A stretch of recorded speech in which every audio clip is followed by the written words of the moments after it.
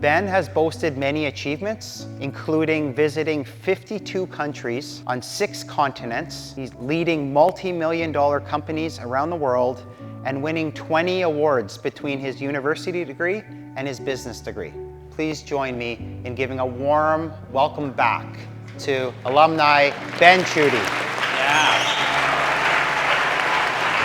Would you believe me if I told you that the same person that was on Canada's biggest TV show also sat here? Somebody who also got kicked out of River East, ended up in the Manitoba Youth Prison for 8 months. My parents came to Canada as refugees from Ethiopia, and like many refugees, they came with nothing. Lived a lot on government checks and welfare and government housing. So by the time I was like 17, 18, I already lived in 15 different places.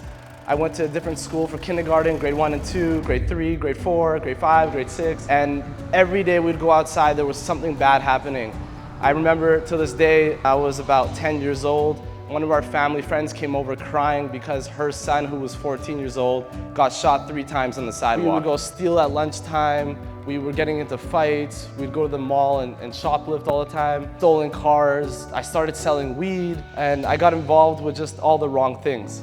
And I got arrested for the 5th or 6th time, and the police officer told me that this time I was not going to be released. This time I was going to be going to jail.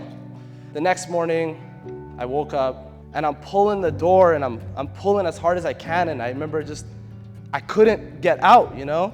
My cellmate looks at me and goes, "Dude, what are you doing?" I said, "I'm trying to use the washroom." He's like, "You're in jail." And in that moment, I remember just immediately crying, but crying inside because you're in jail also, so you can't really cry. I didn't want to do anything. I didn't want to get out of my bed. I had 5 minutes a day to talk to my mom, to my family. I realized that although this 21 hours a day in my cell sucks a lot, it's also an opportunity to use this time to become somebody I want to be. I started to write a lot. I started to think about who I want to become and how I want to change and what is that next version of me look like.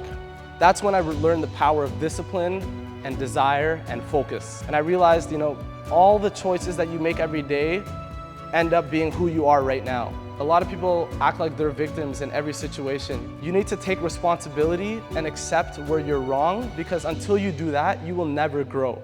So new beginnings can emerge from darkness. So whatever you're going through right now, whether you think it's over and you made too many mistakes, it could actually just be the beginning. So, thank you.